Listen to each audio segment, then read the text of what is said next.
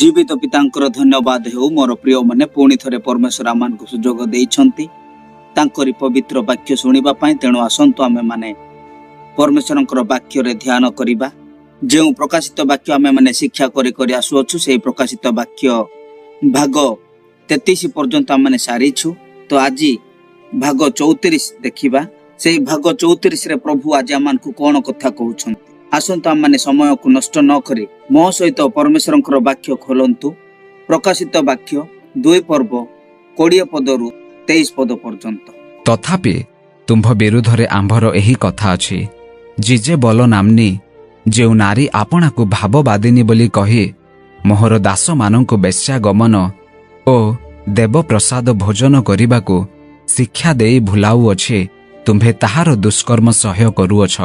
देखंतु एठारे जेजेबेल नामनी एक नारी विषय रे कुहा जाइछि। तो एही नारी किए किए एही स्त्री लोक एही स्त्री कोन सेही थोतिरा मंडली रे थिले कि नुहे आज्ञा।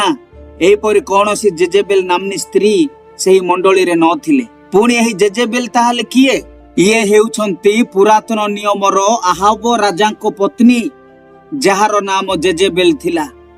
एही स्त्री रो गुण एते खराब थिला जे पुणी तार काम एते खराब थिला कहिले कथा न सरे। प्रकृत रे जेजेबेल जने जिहुदी स्त्री नथिले आज्ञा। से जिहुदी स्त्री नुहे अन्य जातिर लोक थिला। एही स्त्री परमेश्वर को जानिबा व्यक्ति न थिले। से जने बाल देवता को मानिबा व्यक्ति थिले। सेही नारी को आहाब राजा विवाह कले ताहा भी जानी जानी परमेश्वर को विरक्त कराइबा पाई। आहाब राजा एते मात्रा रे आत्मिक रे दुर्बल हेले जे पूरा पतन हो गले। एही स्त्री कौन कला ना पूरा इस्राएल को मूर्ति पूजा आड़ को टाणी नेला एवं बाल ओ आसेरा देवतार आराधना करिबा पाई मध्य समस्त को टाणी नेला। ता सहित जेतेक परमेश्वरंकर भविष्यत वक्ता माने थिले समस्त को खोजी खोजी जीवन रे मारी देउथिला, हत्या करुथिला। इस्राएल लोक मानकु परमेश्वर आज्ञा देइछंती से माने अन्य जाति मानकु विवाह करिबे नाही। किंतु एही आहाब राजा कोन कले जानिछंती। देखंतु पढंतु प्रथम राजा बळी 16 पर्व 31 रु 33 पद पर्यंत। पुणी नबाटर पुत्र जारबियामंक पाप पथरे चालिबार तांको प्रति तुच्छ विषय हैला परी से सिदोनिय मानक इतबाल राजार कन्या इसेबोल को विवाह कले ओ जाई बाल रो सेवा करी ताहाकु प्रणाम कले। आउ से समरिया स्थित आपना निर्मित बाल रो गृहरे बाल पाई एक यज्ञ वेदी निर्माण कले। आउ आहाब आसेरा मूर्ति निर्माण कले ओ आहाब आपना पूर्ववर्ती समस्त इस्राएल राजांक अपेक्षा इस्राएल परमेश्वर सदाप्रभुंकर आहुरी अधिक विरक्तिजनक कर्म कले। एही परि इस्राएल रो राजा को मध्य अन्य जाति स्त्री को विवाह करिबार न थिला। किंतु से विवाह कला इतबाल। एहार अर्थ मु बाल देवतार दास। पुणी इसेबेल रो अर्थ कोन? अनवर्जिन, कुआरी नुहे किंबा विवाहिता मध्य नुहे। से किए जने बेश्या व्यभिचारिणी। एही लोक माने बेश्या काम करी तांकर बाल देवता मान को खुशी करुथिले। एहा से मानको पई गोटे नियम थिला एवं से मानको ताहा करिबाकू खुशी भी लागुथिला। आम भारत रे मध्य जदि आपण माने देखिबे पुराना बड़ बड़ मंदिर गुडी करे विभिन्न प्रकार रो खराब चित्र गुडी को तयारी करा जायथिबो। एहा सब केउठारु आसीची? एही नियम सब सही बाल देवतार प्रभाव। राजा आहाब इसेबेल को विवाह कला परे सेही स्त्री एमिति षडयंत्र कला जे सारा इस्राएल रे परमेश्वरंकर नाम को निपात करिबाकू बा संपूर्ण माटी रे मिसेइबाकू चिंता करी बाल देवतार नाम को साकार करिबाकू षडयंत्र कला एवं सफल मध्य हैला। आज्ञा लोक मानकू एमिति बुद्धि सिखाइला जे लोक माने भी ताहा मानुथिले एवं विशेष करी सेही स्त्री रो स्वामी राजा आहाब से मध्य सेही स्त्री रो हाथ मुठारे बंधा आइथिले। सेही स्त्री राजा को जहा कहूथिला ताहा से करुथिला। किए? राजा आहाब एवं विभिन्न देवी देवता मानकू मानिबा आरंभ कला। एही परि राजा आहाब ताहार स्त्री रो कथा मानी निजकू संपूर्ण स्त्री पाखरे विक्रय करि देइथिला। पढंतु प्रथम राजा बळी 21 पर्व 25 रु 26 पद पर्यंत। जेपरि एही आहाब आपना भार्या इसेबल द्वारा प्रवर्तित होई सदाप्रभुंक दृष्टि रे मंद कर्म करिबा पई ଆପଣାକୁ ବିକ୍ରୟ କଲେ, ସେପରି ଆଉ କେହି ମରିବ ନାହିଁ। ସଦାପ୍ରଭୁ ଯେଉଁ ଇମୋରୀୟମାନଙ୍କୁ ଇସ୍ରାଏଲ ସନ୍ତାନଗଣ ସମ୍ମୁଖରୁ ଦୂର କରିଦେଲେ, ସେମାନଙ୍କ ସମସ୍ତ କ୍ରିୟାନୁସାରେ ସେ ପ୍ରତିମା ଗଣର ଅନୁଗାମୀ ହୋଇ ଅତିଶୟ ଘୃଣାଯୋଗ୍ୟ କର୍ମ କଲେ। ସେହି ସ୍ତ୍ରୀ ଏମିତି କାମ ରାଜାଙ୍କୁ ଶିଖାଇଲା ଯାହାକି ସବୁ ପରମେଶ୍ୱରଙ୍କ ବିରୁଦ୍ଧରେ। ସେହି ରାଜା ମଧ୍ୟ ତାହା ମାନି କାମ କରୁଥିଲା। ସେ କ'ଣ ଶିଖାଇଲା ଜାଣିଛନ୍ତି? ଯେ ଇସ୍ରାଏଲର ଯେତେକ ପ୍ରଭୁଙ୍କର ଭବିଷ୍ୟତ ବକ୍ତାମାନେ ଅଛନ୍ତି ସମସ୍ତଙ୍କୁ ହତ୍ୟା କରିବା ପାଇଁ, ତ ସେ ତାହା ହତ୍ୟା ମଧ୍ୟ କଲେ ଏବଂ ବାଲ ଦେବତାମାନଙ୍କ ପାଖରେ ବଳି ଦେଲେ। ସେହି ସମୟରେ ଓବଦ୍ୟ ନାମକ ଜଣେ ବ୍ୟକ୍ତି ପରମେଶ୍ୱରଙ୍କ ଦ୍ୱାରା ବଛାଗଲେ। ପଢ଼ନ୍ତୁ ପ୍ରଥମ ରାଜାବଳୀ 18 ପର୍ବ 4 ପଦ। ପୁଣି ଯେଉଁ ସମୟରେ ଇସେବଲ ସଦାପ୍ରଭୁଙ୍କ ଭବିଷ୍ୟତ ବକ୍ତାମାନଙ୍କୁ ଉଚ୍ଛିନ୍ନ କରୁଥିଲା, ସେ ସମୟରେ ଓବଦ୍ୟ 100 ଭବିଷ୍ୟତ ବକ୍ତାଙ୍କୁ ନେଇ 50 ଜଣ କରି ଗହ୍ୱର ମଧ୍ୟରେ ଲୁଚାଇ ରଖି ଅନ୍ନ ଓ ଜଳ ଦେଇ ସେମାନଙ୍କୁ ପ୍ରତିପାଳନ କରିଥିଲା। ଦେଖନ୍ତୁ ଓବଦ୍ୟ କ'ଣ କରୁଥିଲେ, କିପରି ସେହି ସ୍ତ୍ରୀଙ୍କ ଠାରୁ ପରମେଶ୍ୱରଙ୍କର ଦାସମାନଙ୍କୁ ଲୁଚେଇ ରଖିଥିଲେ। ଦେଖନ୍ତୁ ସେ କେମିତି ତାର ସ୍ୱାମୀ ଦ୍ୱାରା କାମ ହାସଲ କରୁଥିଲା। ଏମିତି ତାର ଅଶୁଚି ଆତ୍ମା ଥିଲା ଯେ ସେ ରାଜାଙ୍କୁ ମଧ୍ୟ ନିଜ ହାତ ମୁଠାରେ ରଖିଥିଲା ଏବଂ ସମସ୍ତ ଦେଶର ହୁକୁମତ ତାହା ହାତ ମୁଠାରେ ଥିଲା। ଏମିତି ଘୃଣାର କାର୍ଯ୍ୟ ସବୁ କରୁଥିଲା। ଆଜ୍ଞା, ସମସ୍ତ ପ୍ରଭୁଙ୍କର ଭବିଷ୍ୟତ ବକ୍ତାମାନଙ୍କୁ ହତ୍ୟା କରି ତାଙ୍କ ଜାଗାରେ ମନ୍ଦିରର ପୂଜାରୀ ମାନଙ୍କୁ ରଖିଲା। ପଢ଼ନ୍ତୁ ପ୍ରଥମ ରାଜାବଳୀ 18 ପର୍ବର 19 ପଦ। ଏହେତୁ ଏବେ ତୁମ୍ଭେ ଲୋକ ପଠାଇ ସମଗ୍ର ଇସ୍ରାଏଲକୁ ଓ ଇସେବଲର ମେଜରେ ଭୋଜନକାରୀ ବାଲର 450 ଭବିଷ୍ୟତ ବକ୍ତାଙ୍କୁ ଓ ଆସେରାର 400 ଭବିଷ୍ୟତ ବକ୍ତାଙ୍କୁ କର୍ମିଲ ପର୍ବତରେ ମୋ ନିକଟରେ ଏକତ୍ର କର। ଦେଖିଲେ ତ, କାରଣ ସାରା ଇସ୍ରାଏଲ ଜାତିକୁ ଭ୍ରାନ୍ତ କରି ଭଣ୍ଡ ପ୍ରଚାର କରିବେ ଏବଂ ପାପ କରି ଜୀବିତ ପରମେଶ୍ୱରଙ୍କ ବିରୁଦ୍ଧରେ ଯାଇ ବାଲ ଦେବତା ଏବଂ ଆସେରା ଦେବତା ମାନଙ୍କର ସେବା କରିବେ। ଯେମିତି ସାରା ରାଜ୍ୟରେ ପାପ, ବ୍ୟଭିଚାର ଏହି ସବୁ କରି ଅନ୍ଧକାରରେ ରହିବେ। ଆପଣମାନେ ଯଦି ଏହାର ସମ୍ପୂର୍ଣ୍ଣ ବିଷୟ ଜାଣିବାକୁ ଚାହୁଁଛନ୍ତି, ତେବେ ଆପଣମାନଙ୍କୁ ପ୍ରଥମ ରାଜାବଳୀ 16 ପର୍ବରୁ ଦ୍ୱିତୀୟ ରାଜାବଳୀ 9 ପର୍ବ ପର୍ଯ୍ୟନ୍ତ ପଢ଼ିବାକୁ ପଡ଼ିବ। ତେବେ ହିଁ ଜାଣିପାରିବେ। ଏମିତି କରୁ କରୁ ଶେଷରେ ପ୍ରଭୁ ଜଣକୁ ଇସ୍ରାଏଲର ରାଜା କରିବାକୁ ନିଯୁକ୍ତ କଲେ। ପଢ଼ନ୍ତୁ ଦ୍ୱିତୀୟ ରାଜାବଳୀ 9 ପର୍ବର 6 ଏବଂ 7 ପଦ। ଏଥିରେ ସେ ଉଠି ଗୃହ ଭିତରକୁ ଗଲେ। ତହୁଁ ଭବିଷ୍ୟତ ବକ୍ତା ତାଙ୍କର ମସ୍ତକରେ ତୈଳ ଢାଳି ତାଙ୍କୁ କହିଲେ, ସଦାପ୍ରଭୁ ଇସ୍ରାଏଲର ପରମେଶ୍ୱର ଏହି କଥା କହନ୍ତି, ଆମ୍ଭେ ତୁମ୍ଭକୁ ସଦାପ୍ରଭୁଙ୍କ ଲୋକ ଅର୍ଥାତ୍ ଇସ୍ରାଏଲ ଉପରେ ରାଜାଭିଷିକ୍ତ କଲୁ। ପୁଣି ଆମ୍ଭେ ଯେପରି ଇସେବଲ ହସ୍ତରୁ ଆମ୍ଭ ଦାସ ଭବିଷ୍ୟତ ବକ୍ତାଗଣଙ୍କ ରକ୍ତର ଓ ସଦାପ୍ରଭୁଙ୍କ ଦାସ ସମୂହର ରକ୍ତର ପରିଶୋଧ ନେବୁ। ଏଥିପାଇଁ ତୁମ୍ଭେ ଆପଣା ପ୍ରଭୁ ଆହାବର ବଂଶକୁ ଆଘାତ କରିବ। ଦେଖନ୍ତୁ, ପ୍ରଭୁ ଅଭିଷିକ୍ତ କରି ଆଜ୍ଞା ଦେଲା ପରେ ପ୍ରଭୁଙ୍କ ଆଜ୍ଞା ଅନୁସାରେ କାର୍ଯ୍ୟ କରିବାକୁ ଗଲେ। ପ୍ରଥମେ କ'ଣ ହେଲା? ଦ୍ୱିତୀୟ ରାଜାବଳୀ 9ର 22 ପଦ। ପୁଣି ଜୋରାମ ଜେହୁଙ୍କୁ ଦେଖନ୍ତେ ତାଙ୍କୁ ପଚାରିଲେ, ଜେହୁ କୁଶଳ କି? ତହିଁରେ ସେ ଉତ୍ତର କଲେ, ଯେ ପର୍ଯ୍ୟନ୍ତ ତୁମ୍ଭ ମାତା ଇସେବଲର ଏତେ ବ୍ୟଭିଚାର ଓ ମାୟାବିତ୍ୱ ଅଛି, ସେ ପର୍ଯ୍ୟନ୍ତ କି କୁଶଳ। ଦେଖନ୍ତୁ କି ପ୍ରକାର କାମ କରୁଥିଲା। ପୁଣି ଏହାର ଦଣ୍ଡ କ'ଣ ଜାଣିଛନ୍ତି? ପଢ଼ନ୍ତୁ ଦ୍ୱିତୀୟ ରାଜାବଳୀ 9ର 30ରୁ 37 ପଦ ପର୍ଯ୍ୟନ୍ତ। ଏ ଉତ୍ତାରେ ଜେହୁ ଇଜ୍ରାଏଲରେ ଉପସ୍ଥିତ ହୁଅନ୍ତେ ଇସେବଲ ତାହା ଶୁଣିଲା।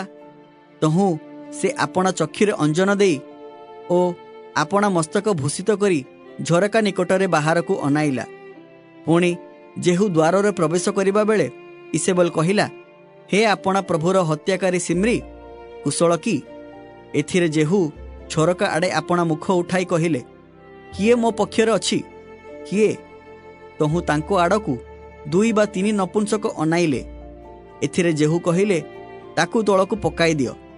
ତହୁଁ ସେମାନେ ଇସେବଲକୁ ତଳକୁ ପକାଇ ଦେଲେ।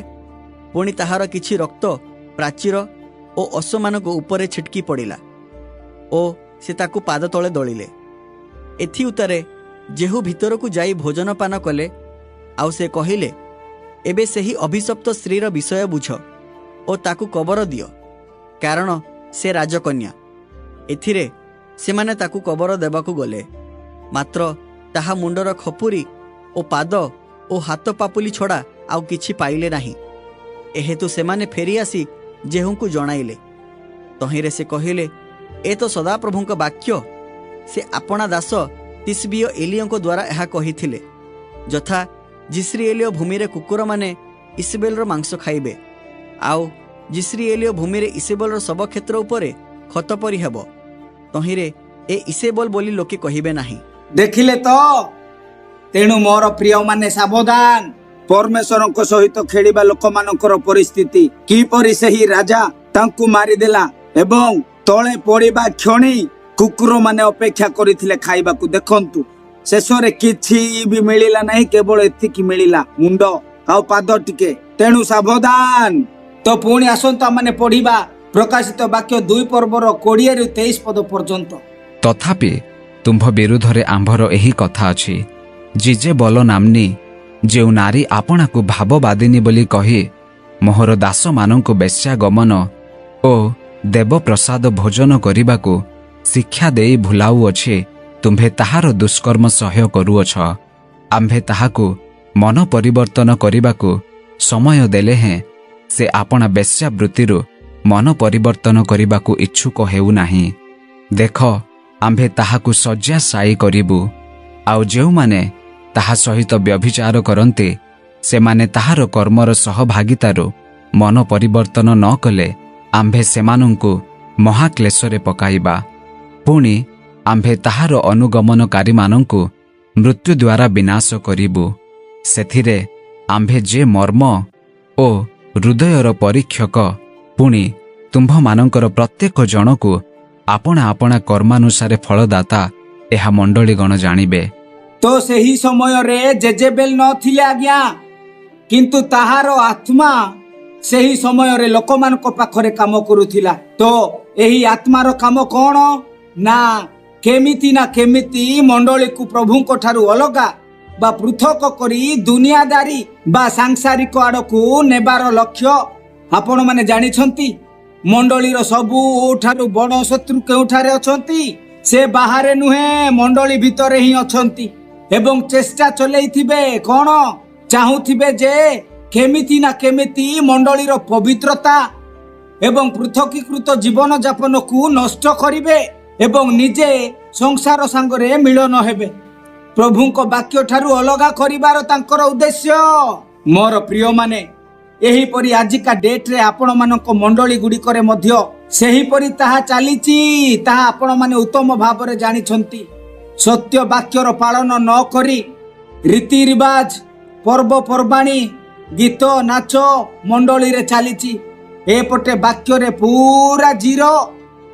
ପଚାରିଲେ କହିବେ, ଏତେ ବାକ୍ୟକୁ ମାନିକି ରହିଲେ ସମାଜରେ ଚଳି ହେବ କି? ଆମକୁ ସମାଜ ସହିତ ମିଶିକି ରହିବାକୁ ପଡ଼ିବ ନା। ଆରେ ବା, ଦେଖନ୍ତୁ, ଏହିପରି ସମାଜ ପ୍ରିୟ ଲୋକମାନଙ୍କୁ ପରମେଶ୍ୱରଙ୍କୁ ଦରକାର ନାହିଁ କିମ୍ବା ସ୍ୱର୍ଗ ଦରକାର ନାହିଁ।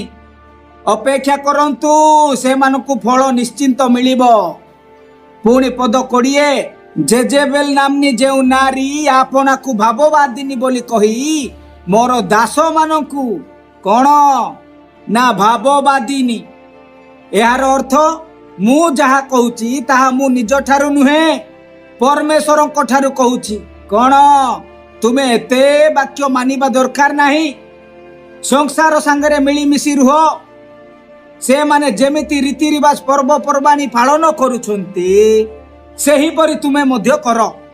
ବାରେ ବା, ଏହିପରି ଆତ୍ମାରେ ପୂର୍ଣ୍ଣ ହୋଇ ଭ୍ରାନ୍ତ ଶିକ୍ଷା ଦେବା ଲୋକ ଏକ ସ୍ତ୍ରୀ ସେହି ମଣ୍ଡଳୀରେ ଥିଲା, ଯାହାର ନାମ ସାମ୍ବାତେ। ସେ ସେଠାରେ ସେମାନଙ୍କ ପାଇଁ ଭବିଷ୍ୟବାଣୀ କରୁଥିଲା। ତେଣୁ ସେହି ସାମ୍ବାତେ ସେଠିକାର ଭବିଷ୍ୟତ ବକ୍ତିନୀ ଥିଲା। ଲୋକମାନେ ମଧ୍ୟ ସେହି ସ୍ତ୍ରୀ ଯାହା କହୁଥିଲା ତାହା ମାନୁଥିଲେ। ଆପଣମାନେ ଜାଣିଛନ୍ତି, ଏହି ଥୁଅଥିରା ମଣ୍ଡଳୀର ବ୍ୟାକଗ୍ରାଉଣ୍ଡ ଟିକେ ମୁଁ ଆପଣମାନଙ୍କୁ କହିଦେବାକୁ ଇଚ୍ଛା କରୁଛି। ସେଠାରେ ଗୋଟିଏ ଇଣ୍ଡଷ୍ଟ୍ରି ବା ଗୋଟିଏ ଫ୍ୟାକ୍ଟ୍ରି ଚାଲିଥିଲା। ସେହି ଫ୍ୟାକ୍ଟ୍ରିରେ ଉଲ୍ ମାନେ ଏହିପରିକା ଯେମିତି ସ୍ୱେଟର ଗୁଡ଼ାକ ତିଆରି କରାଯାଉଛି, ସେଇ ଉଲ୍ରେ ଗରମ ବସ୍ତ୍ର, ଯେମିତିକି ଏଇ ବସ୍ତ୍ର ଦେଖନ୍ତୁ, ଏହିପରିକା ଜିନିଷ ତିଆରି କରି ତାହା ଉପରେ ରଙ୍ଗ ଲଗେଇ ବିକ୍ରି କରୁଥିଲେ। तेणु सही स्थान रे बहुत लोक माने काम करुथिले केउ जगह रे सेही फैक्ट्री रे सेही कारखाना रे सेठारे कोन कोन तयारी करुथिले ना उल तयारी करुथिले एई परिका पुणी चमड़ा जिंस सूता एवं पितल बाह्य पोशाक एई सबु विषय व्यवसाय करुथिले एई सबु तयारी करके व्यवसाय करुथिले। तो सही कारखाना रे बा फैक्ट्री रे जहा मालिक कहिबे ताहा ही से माने करिबाकू बाध्य थिले। जदि न कले से मानकर चाकरी उपरे आंच आसी जाउथिला। यार अर्थ से मानकु दरकार पड़िले बाहर मध्य करुथिले से मानकु चाकरी रु बाहर करि देउथिले। तेणु मालिक जहा कहउथिले ताहा करिबाकू बाध्य। तो सही परिका फैक्ट्री रे अनेक विश्वासी माने मध्य सेठारे काम करुथिले। तो सेठारे गोटिए कॉमन पार्टी माने गोटिए भोजी हेउथिला। केबे केबे मजूरी मानकु बा मूलिया मानकु खुशी करिबा पई गोटिए भोजी करुथिले जहा कि गोटिए जगार से मानकु खाइबाकू कुहा जाउथिला बा खाइबा करा जाउथिला। सेही खाद्य तयारी करी सर्वप्रथमे से माने कोन करुथिले ना सेठिकार देवी देवता मानकु दिया जाउथिला तापरे लोक मानकु खाइबाकू कुहा जाउथिला।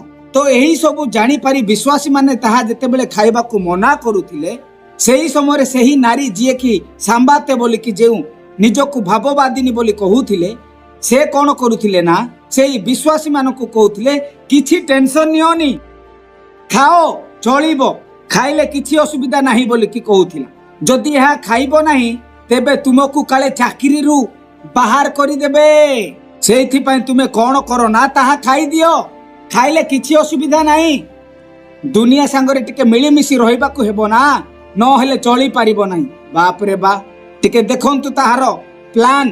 पुणी द्वितीय रे कोन होउथिला सेठारे जेतेक व्यापार करुथिले बा व्यवसाय करुथिले सेही समस्तंकु रोम रो राजा सीजर साहाय्य करुथिले। तेणु ताकू प्रत्येक लोक माने प्रभु बोली मानिबा निहाती दरकार कारण से सेमानकु साहाय्य करुथिले ना। तेणु तांकु प्रभु बोली मानिबाकू निहाती आवश्यक। तो ता सहित से माने सेही सीजर रो पूजा मध्य करुथिले। तो एही परी पूजा करिबाकू विश्वासी माने जेतेबेले मना करुथिले सेही नारी सांबाते कोन करुथिला कहूथिला जे किछि असुविधा नाही ताकू पूजा कले किछि असुविधा नाही ताहा कले चलिबो बोली कि लोक मानकू शिक्षा देउथिला। पुणी तृतीय रे कोन करुथिले सेठारे गोटिए फ्रेंडली फीस्ट माने जेमिति आम मानकर ऑफिस गुडी करे स्कूल गुडी करे जेतेबेले सांगसाथी मानकर कार जन्मदिन हेले आमे मागुछु कोन आम मानकू ट्रीट दियो खाइबाकू दियो तमर आज जन्मदिन एमती सेमती जेतेबेले कहूछु ठीक सेही परी सेही जगह रे गोटिए फ्रेंडली फीस्ट बा भोजी भात जिए इच्छा करिवो से सेही फीस्ट देउथिले ताहा केवल मंदिर रे हेबो अन्य स्थान रे नुहे। तो एही परी करी कहूथिले जे आज मु समस्तंकु निमंत्रण करूछि समस्तंको पाई एही जेउ भोजी हेबो बा फीस्ट हेबो ताहा कोठारे हेबो लॉर्ड्स टेबल रे माने से देवी देवतार टेबल रे हेबो समस्ते आसिकी जोग देबो बोली निमंत्रण करा जाउथिला।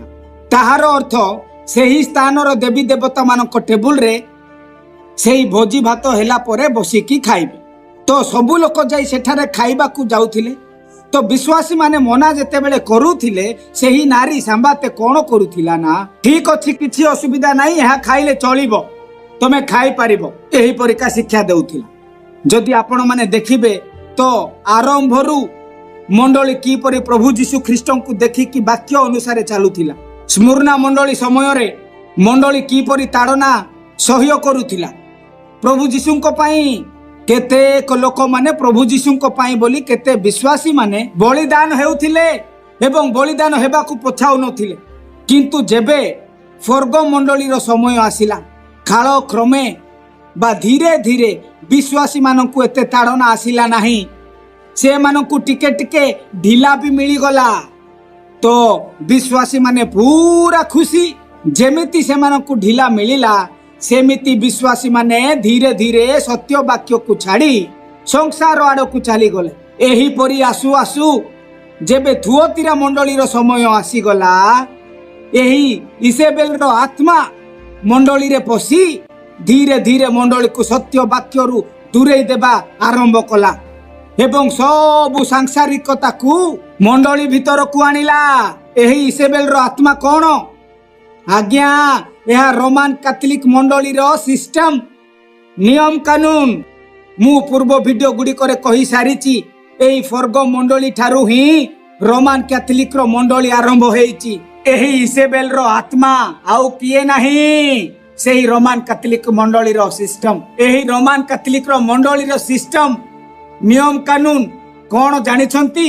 ଏମାନେ ନାମ ତ ଯୀଶୁଙ୍କର ନେବେ, ହେଲେ କାମ ସବୁ ସଂସାରର କରିବେ। ଧୂପ ଦୀପ ଠାରୁ ଆରମ୍ଭ କରି ସବୁ ରୀତି ରିବାଜ ପର୍ବପର୍ବାଣୀ ମଣ୍ଡଳୀ ଭିତରକୁ ଆଣିଲା। କିଏ? ସେଇ ରୋମାନ କାଥଲିକର ସିଷ୍ଟମ ବା ନିୟମ କାନୁନ। ଏମାନଙ୍କର ଆରମ୍ଭ ଯୀଶୁଙ୍କ ମଣ୍ଡଳୀ ଠାରୁ ହିଁ ଆରମ୍ଭ ହେଇଛି। କିନ୍ତୁ ଧୀରେ ଧୀରେ ସେହି ମଣ୍ଡଳୀ ଭ୍ରଷ୍ଟ ହେଇଗଲା। ସବୁ ପ୍ରଭୁଙ୍କର ବାକ୍ୟ ଛାଡ଼ି ନିଜର ବାକ୍ୟ ଲେଖି ପ୍ରଚାର କଲେ। ସେଇଥିପାଇଁ ସବୁ ମଣ୍ଡଳୀ ପୁରା କଣ ହେଲା? ଅନ୍ଧକାର ଭିତରକୁ ଚାଲିଗଲା। ପୁରା ରୀତି ରିବାଜରେ ପରିପୂର୍ଣ୍ଣ କଲେ ଏବଂ କେତେକ ନିୟମ ମଧ୍ୟ ସ୍ଥାପନ କଲେ ଏବଂ ମଣ୍ଡଳୀରେ କହିଲେ ଏହା କରିବାକୁ ବାଧ୍ୟ। ତାହା କେଉଁ ନିୟମ? ଯେଉଁ ବ୍ୟକ୍ତି ପପ୍ ହେଇକି ଥିଲେ, ସେଇ ପପ୍ ତାଙ୍କର ପାଦକୁ ଚୁମ୍ବନ କରିବାକୁ ହେବ। କେଉଁଠାରେ? ମଣ୍ଡଳୀରେ। ଦ୍ୱିତୀୟରେ, ମୂର୍ତ୍ତି ଗୁଡାକ ଆଣିକି ମଣ୍ଡଳୀରେ ରଖାଗଲା। ସେହି ମୂର୍ତ୍ତି ଗୁଡିକ ବି ପୂଜା କରିବାକୁ ପଡିବ, ପୂଜା କରିବାକୁ ବାଧ୍ୟ। କାହାର ମୂର୍ତ୍ତି? ଯୀଶୁଙ୍କର ମୂର୍ତ୍ତି, ମରିୟମଙ୍କର ମୂର୍ତ୍ତି। ତୃତୀୟରେ, ଯେଉଁମାନେ ମରି ଯାଉଥିଲେ ସେମାନଙ୍କର ଶବ ସମାଧି ନ କରି ଲୁଣ ଲଗେଇ କାଚର ବକ୍ସ ଭିତରେ ରଖି କହିଲେ, ଏମାନେ ସାଧୁମାନେ, ଏମାନଙ୍କୁ ପୂଜା କରି ମୁଣ୍ଡିଆ ମାରିବାକୁ ପଡିବ, କାରଣ ଆଶୀର୍ବାଦ ମିଳିବ ମୁଣ୍ଡିଆ ମାରିଲେ। ଏମାନଙ୍କର ଶବକୁ ଛୁଇଁଲେ ବହୁତ ଧନ ସମ୍ପତ୍ତି ମିଳିବ, ଏମିତି କହି ଶିକ୍ଷା ଦେଉଥିଲେ। ଦେଖନ୍ତୁ, ଏହା ଅନ୍ୟ କେହି କହୁନାହାନ୍ତି ଆଜ୍ଞା, ମଣ୍ଡଳୀରେ ଥିବା ଲୋକମାନେ କହୁଛନ୍ତି। ପୁଣି ସେମାନେ ଜଳ ଉପରେ ଗୋଟିଏ ପ୍ଲାନ ଆରମ୍ଭ କଲେ। କଣ ନା, ପାଣିକୁ ପ୍ରାର୍ଥନା କଲେ ଏହା ପବିତ୍ର ହେବ। ଏହାକୁ ପବିତ୍ର ଜଳ ବା ପାଣି ବୋଲି ବିକ୍ରି କରିବାକୁ ପଡିବ। ଏହା କେବେ କଲେ? AD 850ରେ। ଦେଖନ୍ତୁ ପୁଣି କଣ ହେଲା? ପୁଣି ଶୁକ୍ରବାର ଦିନ ଉପବାସ ରଖିବା ଆରମ୍ଭ କଲେ। ତା ସହିତ ଗୁଡ ଫ୍ରାଇଡେର 40 ଦିନ ପୂର୍ବରୁ କୌଣସି ଆମିଷ ଖାଇବେ ନାହିଁ, କେହି ବି ଆମିଷ ଖାଇବେ ନାହିଁ ବୋଲି ଗୋଟିଏ ନିୟମ ବାହାର କଲେ। ଏହା କୌଣସି ବାକ୍ୟରେ ଲେଖା ଯାଇ ନାହିଁ। ତାପରେ ପ୍ରାର୍ଥନାର ମାଳା ମଧ୍ୟ ଆସିଗଲା, ଯାହାକୁ ଇଂଲିଶରେ ରସରୀ ବୋଲି କୁହାଯାଏ। ଏହିପରିକା ଦେଖନ୍ତୁ, ଏହା ଏହିପରି ଗଣି ଗଣି ଜପୁଛନ୍ତି, ଜପ କରୁଛନ୍ତି। ଆପଣ ମାନେ ଜାଣିଛନ୍ତି, ଏହି ବିଷୟ ସବୁ ଯିଏ ବି ମାନିବାକୁ ବିରୋଧ କରିବ ତାକୁ ଜୀବନରେ ହତ୍ୟା କରାଯିବ ବୋଲି ଗୋଟିଏ ସମ୍ବିଧାନ ମଧ୍ୟ ବାହାର କରାଗଲା, ସମ୍ବିଧାନ ମଧ୍ୟ ଲେଖାଗଲା। ଠିକ ସେହିପରି ଯଦି ଆପଣ ମାନେ ଖ୍ରୀଷ୍ଟିଆନ ଇତିହାସ ଯଦି ପଢିବେ, ସେଠାରେ ଲେଖା ଯାଇଛି, ଯେତେକ ତାହା ପାଳିଲେ ନାହିଁ, ବିରୋଧୀ କଲେ, ସେହି ଲୋକମାନଙ୍କୁ ରୋମାନ କାଥଲିକ 6 କୋଟି ନିରୀହ ବିଶ୍ୱାସୀ ମାନଙ୍କୁ ହତ୍ୟା କରିଛି, କେବଳ ସେମାନଙ୍କର ନିୟମ କାନୁନ ନ ମାନିବା କାରଣରୁ। ଆପଣ ମାନେ ଜାଣିଛନ୍ତି ରୋମାନ କାଥଲିକ ବିଶ୍ୱାସୀ ମାନଙ୍କୁ କିପରି ତାଡ଼ନା ଦେଇ ଦେଇ ହତ୍ୟା କରିଥିଲା? ରୋମାନ କାଥଲିକ ଗୋଟିଏ ମରିୟମର ଗୋଟିଏ ବଡ଼ ମୂର୍ତ୍ତି ତିଆରି କରିଥିଲା। ସେହି ବଡ଼ ମୂର୍ତ୍ତି ଭିତରକୁ ଯିବାକୁ ଗୋଟିଏ ବାଟ ମଧ୍ୟ ବା ଦ୍ୱାର ମଧ୍ୟ ତିଆରି କରାଯାଇଥିଲା। ସେହି ଦ୍ୱାରରେ ବଡ଼ ବଡ଼ କଣ୍ଟା, ଲୁହା କଣ୍ଟା ଗୁଡାକ ଏହିପରିକା ତିଆରି କରାଯାଇଥିଲା। ଟିକେ ଦେଖନ୍ତୁ, ସେହି ମୂର୍ତ୍ତି ଭିତରକୁ ଯିଏ ଯାଉଥିଲା, ଭିତରେ ପାଦ ରଖିଲେ ହିଁ ସେହି ଦ୍ୱାର ଆପେ ଆପେ ବନ୍ଦ ହେଇଯାଉଥିଲା। ସେହି କଣ୍ଟା ଗୁଡାକ ମଣିଷ ଭିତରେ ଫୋଡି ହେଇକି ଏ ପାରିରୁ ସେ ପାରିକୁ ଯାଉଥିଲା। ମଣିଷକୁ ପୁରା ଏତେ ଜୋରରେ ଭୁସି ହେଉଥିଲା, ଶରୀରର ଆର ପାରିକୁ ଯାଉଥିଲା। ଭିତରେ ଲୋକମାନେ, ଯେଉଁ ଲୋକମାନେ ପୁରା ଯାଉଥିଲେ, ସେହି ଲୋକମାନେ ବଡ଼ ଜୋରରେ ଚିତ୍କାର କରି କରି ପ୍ରାଣ ଛାଡୁଥିଲେ।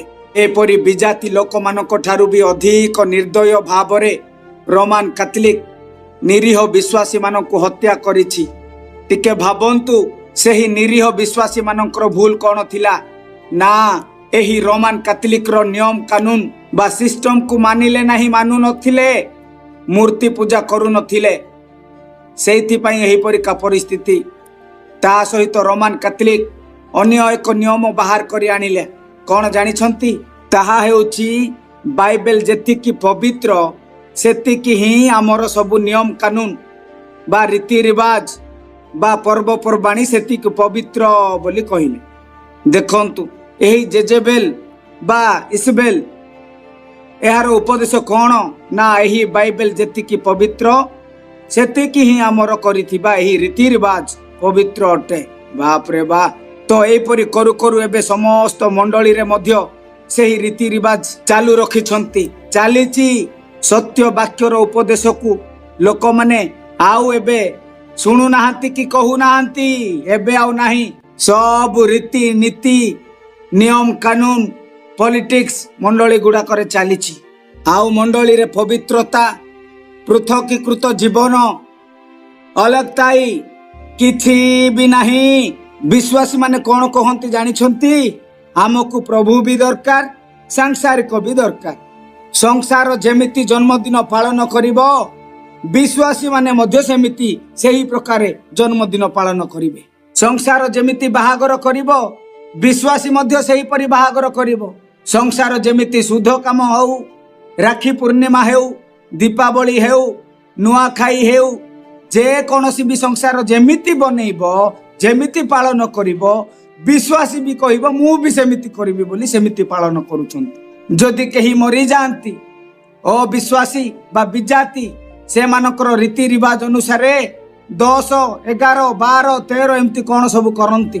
କିନ୍ତୁ ବିଶ୍ୱାସୀ କ'ଣ କରନ୍ତି? ସେହି ପରୀକ୍ଷା ନ କରିକି ତାର ଅପୋଜିଟ୍ କ'ଣ କରନ୍ତି? ଆମେ ତ ସେହି ପରୀକ୍ଷା 10, 11 କରୁନୁ, ଆମେ କ'ଣ କରିବୁ? ପରିବାର ଶାନ୍ତ ପାଇଁ ପ୍ରାର୍ଥନା, ଏହି ପରୀକ୍ଷା ପ୍ରାର୍ଥନା କରିବୁ ବୋଲି ଲୋକମାନଙ୍କୁ ଡାକିକି ମେମୋରିଆଲ ସର୍ଭିସ ଏହି ପରୀକ୍ଷା ବିଭିନ୍ନ ପ୍ରକାରର ପ୍ରାର୍ଥନା କରୁଛନ୍ତି। ଆଜ୍ଞା, ଏହି ରୀତି ରିବାଜ କେଉଁଠାରୁ ଆସିଲା? କ'ଣ ଏହି ସବୁ ବାଇବେଲରେ ଲେଖା ହେଇଛି କି? ଯଦି ଆପଣ ମାନେ ସେମାନଙ୍କୁ ପଚାରିଲେ ତେବେ ଆଉ ରକ୍ଷା ନାହିଁ। ସାଙ୍ଗେ ସାଙ୍ଗେ ସେମାନଙ୍କ ପାଖରେ ଉତ୍ତର ଥିବ। 3ଟି ଉତ୍ତର, 3ଟି ବିଷୟ କହିବେ। କ'ଣ?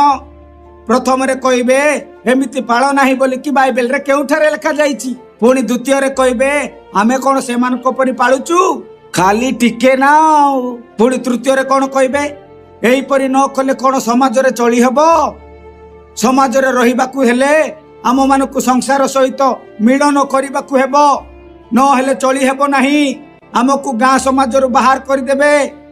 ଆମର ପିଲା ଛୁଆ ଧନ ସମ୍ପତ୍ତି ଅଛି, କ'ଣ କରିବୁ? ଏହିପରି କହିବେ। ଏପରି କହିବା ଏବଂ ଏପରି ନାମଧାରୀ ଉଦ୍ଧାର ନ ପାଇଥିବା ବିଶ୍ୱାସୀ ମାନେ ମଧ୍ୟ ମଣ୍ଡଳୀ ଭିତରେ ଅଛନ୍ତି, ଯିଏକି କେବଳ ଅଭିନୟ ନାଟକ କରୁଛନ୍ତି। ମନେ ରଖନ୍ତୁ, ଯଦି ଆପଣ ମାନେ ଏହିପରି ଲୋକମାନଙ୍କୁ ମଣ୍ଡଳୀରେ ରଖିଛନ୍ତି କିମ୍ବା ସେମାନେ ଅଛନ୍ତି, ତେବେ ଯଥା ଶୀଘ୍ର ସୁଧୁରି ଯାଆନ୍ତୁ, ବଦଳି ଯାଆନ୍ତୁ, ମନ ପରିବର୍ତ୍ତନ ହେଇଯାଆନ୍ତୁ, ରକ୍ଷା ପାଇବେ। କାରଣ ପରମେଶ୍ୱର ଛାଡ଼ିବେ ନାହିଁ। ମନେ ରଖନ୍ତୁ। ପୁଣି ଏମାନେ କ'ଣ ନିୟମ ଆଣିଲେ? ପପ୍ କେବେ ଭୁଲ କରିବ ନାହିଁ, ସେ ପୁରା କ୍ଷୀର ପରିକା ଶୁଦ୍ଧ, ଏହିପରି କହିବେ ବା କହୁଛନ୍ତି। ତାପରେ ଆଉ ଗୋଟିଏ କ'ଣ ଜାଣିଛନ୍ତି? ତାହା ହେଉଛି ବାଇବେଲ। ଆମର ଯେପରି 66ଟି ପୁସ୍ତକର ବାଇବେଲ ଅଛି, ସେମାନଙ୍କର ସେମିତି ନୁହେଁ। ସେମାନଙ୍କର ବାଇବେଲରେ 66ଟି ନୁହେଁ ଆଜ୍ଞା, ଅନ୍ୟ 14ଟି ପୁସ୍ତକ ଗୁଡ଼ିକ ମଧ୍ୟ ଯୋଡ଼ିଛନ୍ତି, ଯାହାକୁ ଆପୋକ୍ରିଫା ବୋଲି କହନ୍ତି। ଏମାନଙ୍କ ପାଖରେ 66ଟି ନୁହେଁ 80ଟି ପୁସ୍ତକରେ ଗଠନ ବାଇବେଲ ଅଛି। ଏହିପରି ଅନେକ ରହିଛି ଆଜ୍ଞା, ଯାହା ମୁଁ ଆପଣମାନଙ୍କୁ କହିବାକୁ ଚାହୁଁନାହିଁ। ମୋର ପ୍ରିୟମାନେ, ଏହିପରି ନିୟମ କରୁଥିବା ଆତ୍ମା ସେହି ମଣ୍ଡଳୀରେ ଥିଲା। ତେଣୁ ପ୍ରଭୁ ସେମାନଙ୍କୁ କହୁଛନ୍ତି, ଜେଜେବେଲ ନାମ୍ନୀ ଯେଉଁ ନାରୀ ଆପଣଙ୍କୁ ଭାବବାଦିନୀ ବୋଲି କହି ମୋର ଦାସମାନଙ୍କୁ ବେଶ୍ୟାଗମନ ଓ ଦେବ ପ୍ରସାଦ ଭୋଜନ କରିବାକୁ ଶିକ୍ଷା ଦେଇ ଭୁଲାଉଅଛି, ତୁମ୍ଭେ ତାହାର ଦୁଷ୍କର୍ମ ସହ୍ୟ କରୁଅଛ। ଏହିପରି ଆଜି ଆପଣମାନଙ୍କ ମଣ୍ଡଳୀରେ ମଧ୍ୟ ସେହିପରି ଲୋକମାନେ ଅଛନ୍ତି, ଯେଉଁମାନେ ବେଶ୍ୟାଗମନ ବା ବ୍ୟଭିଚାର କରୁଛନ୍ତି ଏବଂ କରାଉଛନ୍ତି। ଆଜ୍ଞା, ଏହା ଶାରୀରିକ ବ୍ୟଭିଚାର ନୁହେଁ, ଆତ୍ମିକ ବ୍ୟଭିଚାର ବିଷୟରେ କୁହାଯାଉଛି। ମନେ ରଖନ୍ତୁ। ଏହାର ଅର୍ଥ କ'ଣ? ଏମାନଙ୍କର ରୀତିନୀତି କ'ଣ ଜାଣିଛନ୍ତି? ଏମାନଙ୍କର ରୀତି ରିବାଜ ଓ ସାଂସାରିକ ଏହି ସବୁ ଦରକାର ଏବଂ ପ୍ରଭୁ ବି ଦରକାର। संसार ओ बाइबल भी दुईटी दरकार। जेमिति एमाने प्रार्थना भी करुथिबे, समाज रे कोनोसी पूजा विधि किबा जे कोनोसी प्रोग्राम हेले मध्य सेठाकु जाईकी सेठारे भोजन पान करिकि आसुथिबे, से मानको सह सहभागिता मध्य हेउथिबे। पढ़ंतु प्रभु कोन कहउछंती प्रथम करंत्य 10 पर्व 21 रु 22 पद पर्यंत। तुम्भे माने प्रभुंको पानपात्र ओ भूत मानंको पानपात्र उभयरे पान करि पारो नाही। तुम्भे माने प्रभुंको मेज ओ भूत मानंको मेज उभयर अंशी होई पारो नाही। अथवा आम्भे माने कौन प्रभुंको विरक्ति जन्माइबा? आम्भे माने कि ताहांको ठारु बलवान? देखिले तो दुईटी पान पात्र, एपटे भी दरकार सेपटे भी दरकार। सेई सब पूजा विधि रीति रिवाज सब पालन आराम से करिवे, शांति रे समाज रे मिसिबे, पुणी अन्य पटे आसिकी प्रार्थना रे आराधना रे स्वर्गदूत मानक परीक्षा करुथिबे। मोर प्रिय माने केते दिन एपरि चलिबो? पाउलो कोन कहउछंती प्रथम करंत्य 10 पर्व 19 एवं 20 पद टिके पढ़ंतु। तेबे देव प्रसाद बोली जे किछि अछि बा प्रतिमा बोली जे किछि अछि, एहा कि मु कहूअछि ना, किंतु मु कहूअछि जे जहा जहा अण जिहुदी माने बलि रूपे उत्सर्ग करंती, सेही सबु सेमाने ईश्वरंको उद्देश्य रे उत्सर्ग न करी भूत मानंको उद्देश्य रे करंती। आउ तुम्भे माने जे भूत मानंको सहभागी हुओ, एहा मोहर इच्छा नुहे। देखिले तो एही परि सेठारे चालुथिला आज्ञा, ता सहित व्यभिचार करुथिले, शारीरिक नुहे आत्मिक व्यभिचार। एही आत्मिक व्यभिचार करुथिबा लोकमानंकु परमेश्वर कोन कहउचंती टिके पढंतु। याकूब 4:4। हे व्यभिचारिणी माने जगतर मित्रता ईश्वरंकर शत्रुता, एहा कौन जान नाही? अतएव जे केही जगतर मित्र हेबाकु इच्छा करे, से आपणाकु ईश्वरंक शत्रु बोली प्रतिपन्न करे। देखिले जे केही संसारर मित्रता करई, से आपणाकु ईश्वरंक शत्रु बोली प्रतिपन्न करे। एइटा ही असली आत्मिक व्यभिचार, मने रखंतु। एहार अर्थ संसार ठारू अलगा हेई गोटिए गुंफारे रहिबा नुहे मोर प्रिय माने। संसार सहित मित्रता करिबा पई परमेश्वर मना करूछंती। बाकी आपण माने से मानकु कथाबार्ता हुअंतु, मिलन करंतु, शांति रे रुहंतु, प्रेम करंतु, वाक्य सत्य वाक्य प्रचार करके से मानकु उत्तम पथकु फेरे आनंतु, किंतु से मित्रता करंतु नाही। आपण मानकु आपणा पवित्रताई को बचाई रखिबाकु कहउचंती परमेश्वर। तो आत्मिक व्यभिचार कोन ना असली बा प्रकृत उपदेश छाड़ी अन्य पछरे जीवाकू व्यभिचार बोली कुहा जाय। तेणु सेठारे पृथक रुह बोली परमेश्वर कहउचंते। तो परमेश्वर इस्राएल लोक मानकु कोन कहिथिले पढंतु। यात्रा पुस्तक 34 पर्व 15 एवं 16 पद। तुम्भे अन्य कौनसी देवता को प्रणाम करिब नाही, कारण सदा प्रभुंक नाम उद्योगी, से उद्योगी परमेश्वर अटंती। किए जानी अबा तुम्भे सेही देश निवासी लोकमानंक सहित नियम करिब। कले जेउ समय सेमाने निज देवगणर अनुगामी होई व्यभिचार करंती और निज देवगण निकटरे बलिदान करंती, से समय केही तुम्भको डाकिले तुम्भे ताहार बलिद्रव्य खाइब। कियबा तुम्भे आपणा पुत्र मानंक निमंते सेमानंक कन्यागणको ग्रहण कले, सेमानंक कन्यागण निज देवगणर अनुगामिनी होई तुम्भ पुत्र गणको आपणा मानंक देवगणर अनुगामी करी व्यभिचार कराइबे। तुम्भे आपणा निमंते छांचरे ढळा कौनसी देवता कर नाही। देखिले परमेश्वर को विश्वास करी अन्य लोक मानंकु एवं मूर्ति गुड़िक मध्य पूजा प्रार्थना आराधना करिबा हेउची आत्मिक व्यभिचार, मने रखंतु। एबे आपण माने जीसुंक पछरे विश्वास करके चालुछंती, ता सहित मरियम को मध्य पूजा, मरियम को मध्य प्रार्थना एई परिका करूछंती। अन्य मानकर देवी देवता मध्य मानुछंती, गुरु गुणिया करूछंती, पुजारी मानक पाखकु जाउछंती। तो ताहा ही आत्मिक व्यभिचार अटे। तेणु प्रभु इस्राएल लोक मानकु कहउछंती, तुमे सेठारु दूरे रुह, ताकि तुमे आत्मिक व्यभिचार रे जेमिति न पड़िबो। पुणी पढ़ंतु द्वितीय विवरण 31:16 पद। सेतेबेले सदाप्रभु मूसांकु कहिले, देख तुम्भे आपणा पूर्व पुरुष मानंक सहित शयन करिब ତହିଁ ଉତ୍ତାରେ ଏହି ଲୋକମାନେ ଉଠିବେ, ପୁଣି ଯେଉଁ ଦେଶରେ ପ୍ରବେଶ କରିବାକୁ ଯାଉଅଛନ୍ତି ସେହି ସ୍ଥାନର ବିଦେଶୀୟ ଦେବତାଗଣର ଅନୁଗାମୀ ହୋଇ ବ୍ୟଭିଚାର କରିବେ, ଆମ୍ଭକୁ ତ୍ୟାଗ କରିବେ ଓ ଆମ୍ଭେ ସେମାନଙ୍କ ସହିତ ଯେଉଁ ନିୟମ କରିଅଛୁ ତାହା ଲଙ୍ଘନ କରିବେ। ଦେଖିଲେ ତ, ଅସଲି ବାକ୍ୟ ବା ଉପଦେଶ ଛାଡ଼ିକି ଭଣ୍ଡ ବା ଅନ୍ୟ ପଛରେ ଗଲେ ତାହା ହିଁ ଆତ୍ମିକ ବ୍ୟଭିଚାର। ମନେ ରଖନ୍ତୁ, ଆଜିକାଲି କେବଳ ଆମ ଭାରତରେ ନୁହେଁ, ସାରା ରାଜ୍ୟର ମଣ୍ଡଳୀ ଗୁଡ଼ିକରେ ଚାଲିଛି ବା ଚର୍ଚ୍ଚ ଗୁଡ଼ିକରେ ଯୀଶୁ ବି ଅଛନ୍ତି ଓ ଅନ୍ୟ ଯୀଶୁ, ଅନ୍ୟ ଆତ୍ମା, ଅନ୍ୟ ସୁସମାଚାର ମଧ୍ୟ ଚାଲିଛି।